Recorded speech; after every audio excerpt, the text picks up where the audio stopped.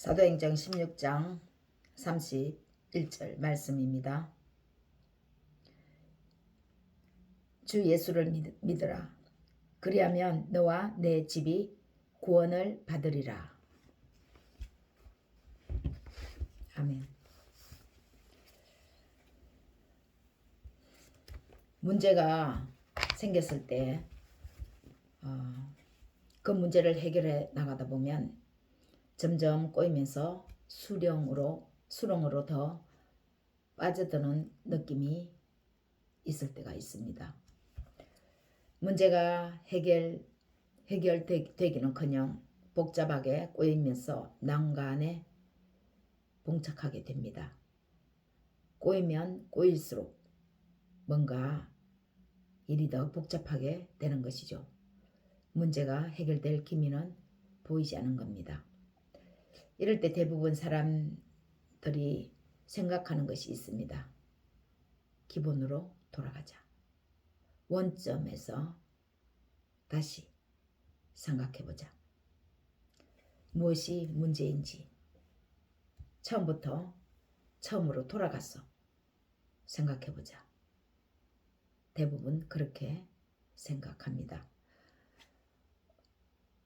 그러면 의외로 문제는 단순할 수 있습니다. 그러나 문제를 바라보는 우리는 그렇게 단순한 문제, 기본으로 돌아가서 기본을 훑다 보면 단순한 문제인데 우리는 그런 문제를 바라보는 시각이 처음부터 복잡하다라고 생각하기 때문에 복잡하게 사고를 합니다.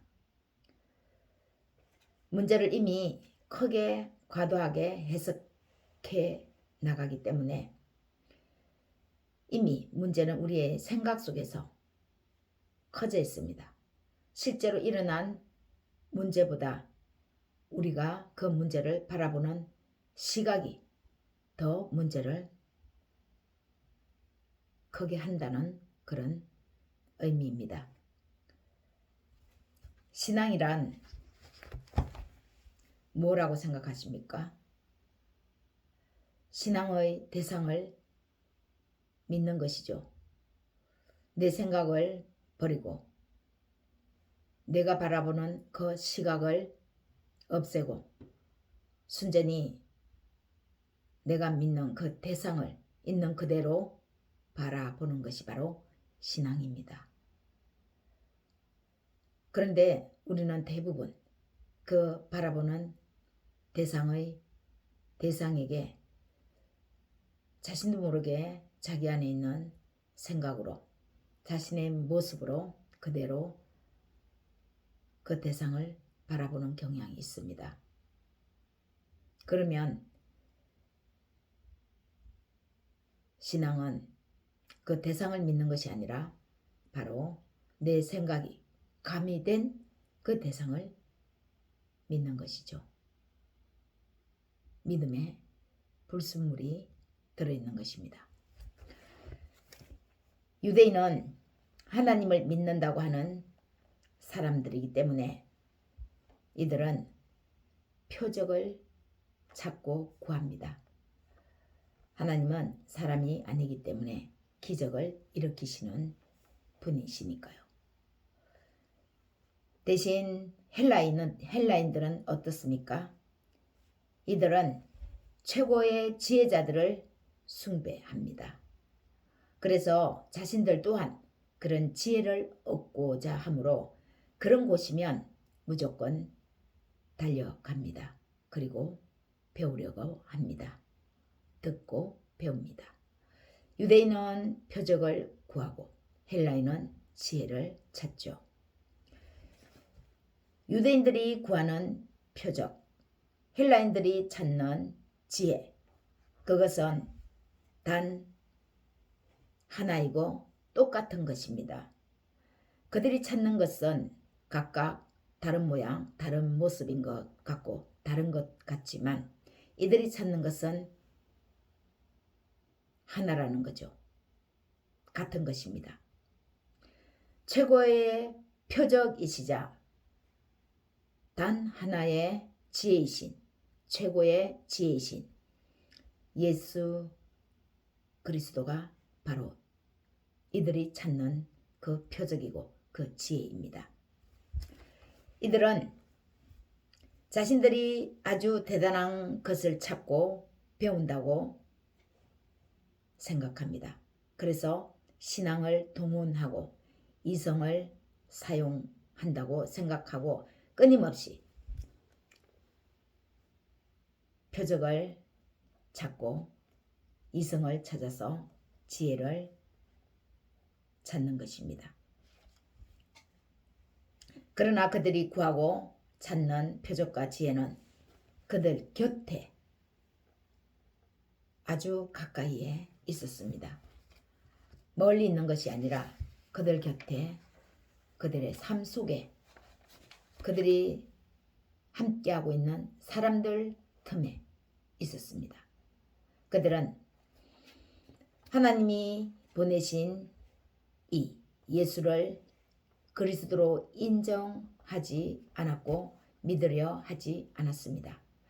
인정하지 않는데 보이겠습니까?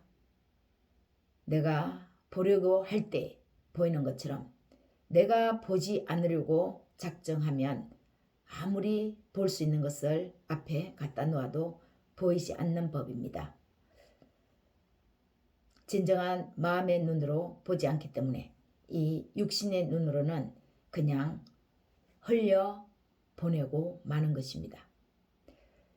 내가 인정하지 않고 믿으려 하지 않기 때문에 내 가까이에 내가 살고 있는 삶 속에 있는데도 그것이 최고의 지혜인지 최고의 표적인지를 모르는 것이죠. 모르고 지나쳐 버리는 것입니다. 기회를 제공했는데 기회가 기회인지 모르고 지나쳐 버리는 것과 같습니다. 전능하신 하나님을 믿는답시고 전능하신 하나님을 배척하는 꼴이었고 최고의 지혜자를 찾아 나서면서 정작 최고의 지혜이신 예수님을 헌신짝 보듯 한 것입니다. 누가복음 11장 29절 37절을 잠깐 보겠습니다.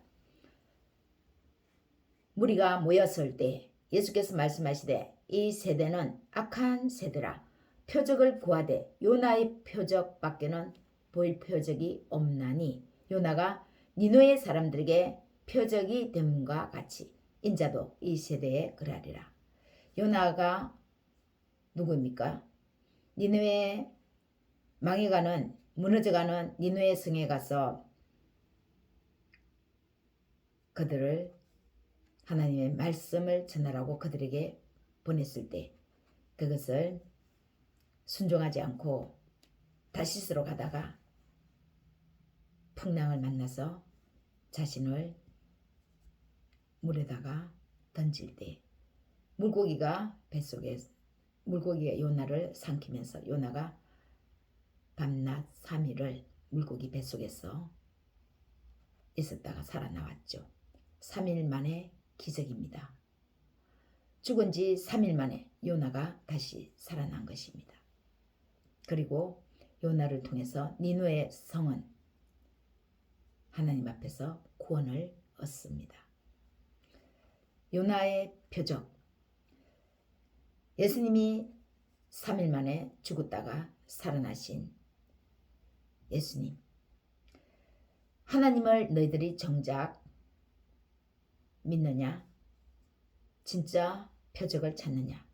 하나님을 믿으면 표적 중에 표적인 나를 믿으라. 바로 그 뜻입니다. 지혜를 찾고 찾아서 나섰느냐?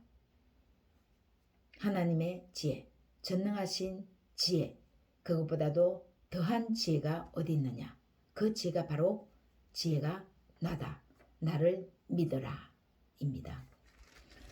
아무리 작은 일에도 순서가 있습니다. 그런데 이 순서를 잘 몰라 뒤죽박죽 섞어버리거나 기본이 되는 것을 빠뜨리고 진행하면 아무리 작은 일도 완성되지 않습니다. 완성할 수가 없습니다.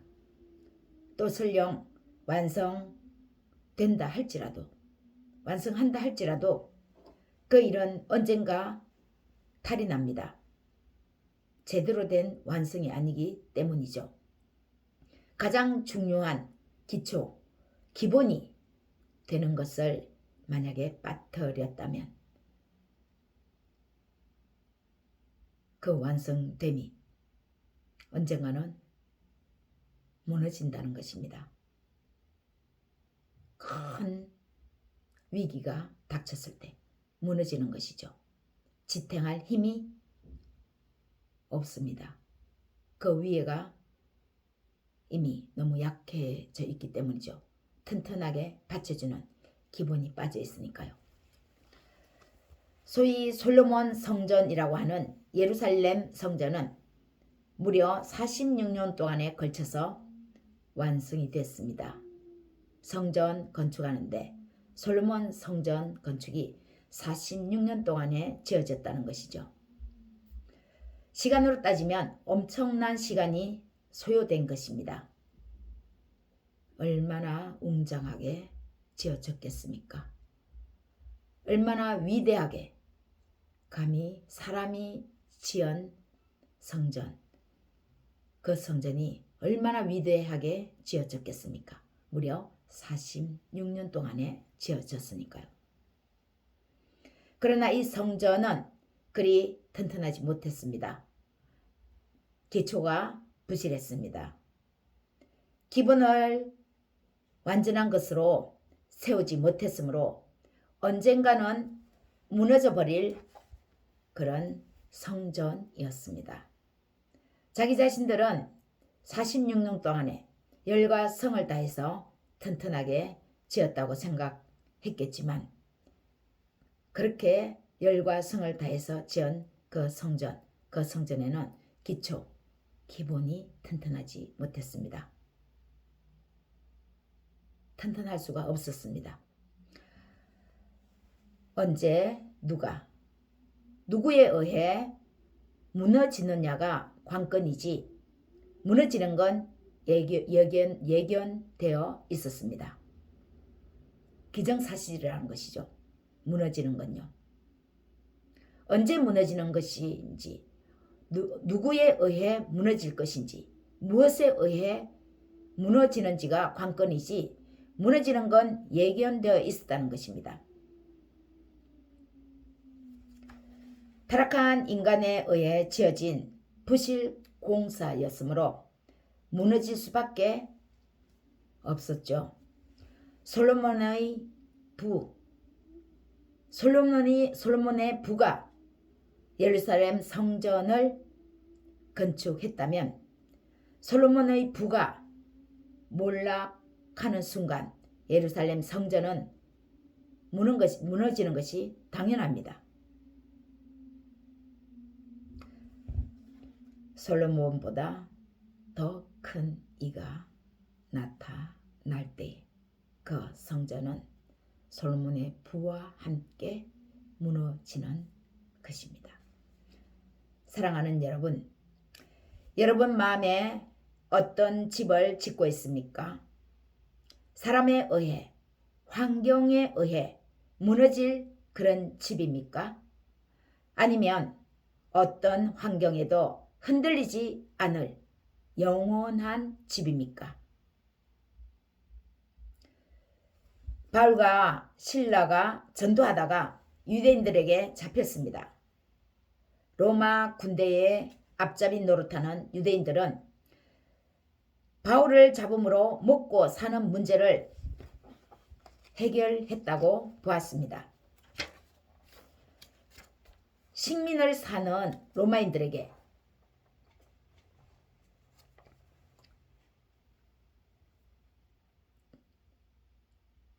잘 보이고 잘 앞에서 잘하고 잘 살아야 되겠죠.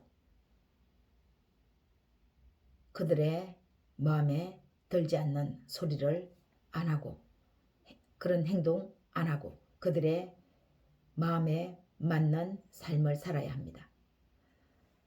그런데 바울이 가는 곳마다 로마인들을 위협하는 예수를 전하니까 유대인으로서 눈치를 볼 수밖에 없는 것입니다. 도대체 저 인간 때문에, 저 바울이라는 예수를 전하는 저 사람 때문에 우리의 삶이 위협을 당해. 우리를 이 땅에서 쫓아내면 어떡하지? 가서 살 곳이 없는데 유대인들은 늘 불안했습니다. 두려웠습니다. 그래서 예수를 열심히 전하면서 기도하는, 하나님께 기도하는 바울과 실라를 잡아다가 옥에 가두었죠.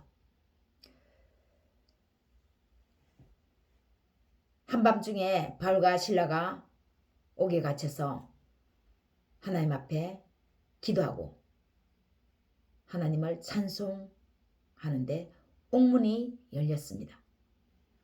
감옥문이 활짝 열렸습니다.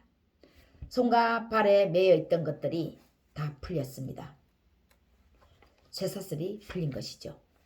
죄수를 관리하는 간수는 죄수가 도망하면 그 책임 추궁을 당할 것이 분명했습니다. 그러니까 간수는 자결하려고 마음을 먹습니다. 그런데 그때에 바울이 우리 도망치지 않고 있으니까 너 자결하지 말라, 죽지 말라 라고 말렸습니다. 간수 입장에서는 놀라지 않을 수가 없습니다.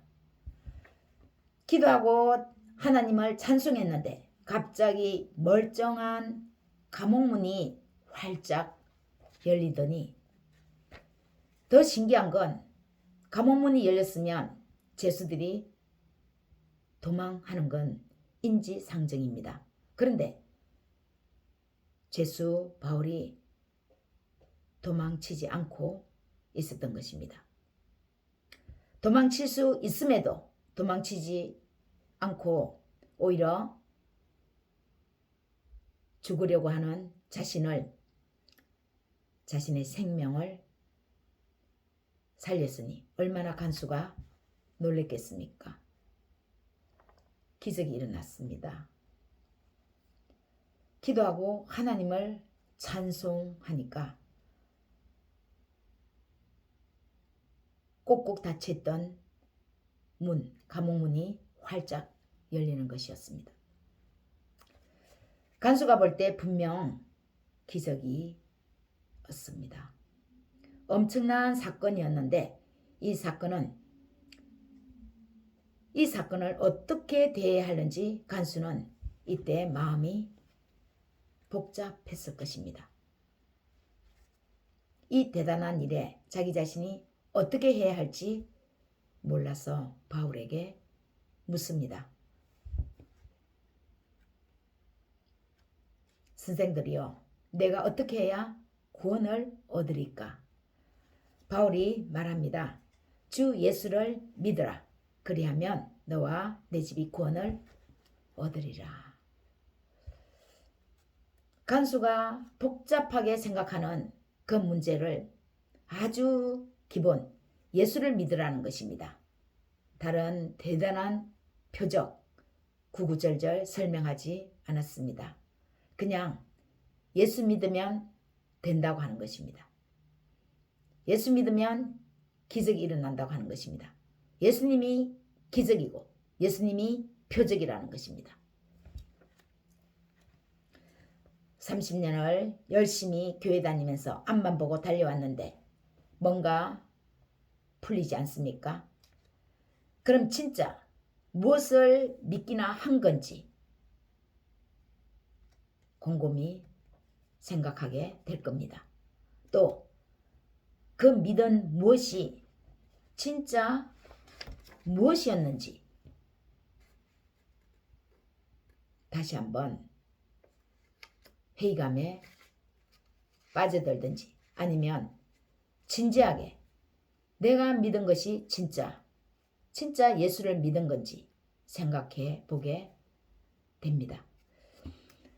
아주 간단한 문제입니다. 나를 위해 내 대신 나의 모든 죄를 대신 짊어지시고 십자가에 못 박힌 예수를 믿은 건 맞는지 내가 다시 한번 그 믿음 앞에 서 보는 것입니다. 어쩌면 열심이었는데 예수님 주변에 있는 표적들을 보고 여기저기 쫓아다니는 건 아닌지요. 그 예수님은 여기 저기에 있지 않습니다. 우리 마음, 내 마음에 있습니다. 하나님 나라는 바로 어떤 장소에 가면 있지 않듯이 예수님을 믿는 믿음이면 어디든 그 어느 곳이든 그곳이 바로 하늘 나라입니다. 천국입니다. 오늘 성경에서 말씀으로 응답하시는 하나님의 음성을 들으시기를 축복합니다. 간수가 말하기를 선생들이여 내가 어떻게 하여야 구원을 받으리까? 주 예수를 믿으십시오. 이 예수는 말씀으로 우리에게 오셔서 우리에게 자신을 읽혀 주십니다. 말씀을 읽을 때 내가 읽는 것 같지만 하나님이 내 마음을 읽어 주십니다. 내 마음에 오셔서 우리 마음에 들어오셔서 우리의 마음을 읽어 주시는 것입니다. 그래서 우리가 우리의 마음을 읽을 수 있습니다. 다른 사람의 마음도 헤아리게 됩니다. 이 과정 중에 그날 소화하고 믿는 것이 예수님과 함께 예수님을 먹고 마시는 것입니다. 예수님은 나를 먹고 나를 마시지 않는 자는 나와 함께 거하지 않는다고 말씀하셨죠. 예수님을 믿고 그날 순종하며 따라가는 것이 예수님을 먹고 마시는 것입니다. 이해 안 가면 안 가는 대로 넘어가면 됩니다. 이해 안 가는 것을 굳이 이해하려고 억지로 풀려고 하다가 오히려 이상한 데로 빠질 수 있는 것이죠. 100년 먹을 음식 우리가 한꺼번에 먹어서 배에 채우면 우리는 곧 배가 터져서 죽습니다. 아무리 맛있는 것이 있고 아무리 빨리 크고 싶어도 하루에 먹을 일용할 양식이 있듯이 우리가 하나님의 말씀을 먹는 것도 그날 일용할 양식을 먹으면 되는 것입니다. 평생에 걸쳐서 먹어야 할 예수님을 한꺼번에 이해하려 하면 사탄에 미혹됩니다. 악한 것이 우리의 영혼을 망가뜨립니다. 오늘 우리 삶에 일어나는 일들을 통해서 즉 오늘 우리 삶에서 크든 작든 주 예수를 믿으며 나아가 보시길 바랍니다. 이해 안 갈 때 그때 믿어보는 겁니다. 믿음은 내가 이해해서 믿는 것이 아니라 이해 안 가더라도 말씀을 믿으면서 나아가는 것입니다. 작은 기적, 큰 기적, 놀라운 표적이 믿을 때에 있을 것입니다. 주의 은혜로 모든 일이 형통하시기를 예수님의 이름으로 축원합니다.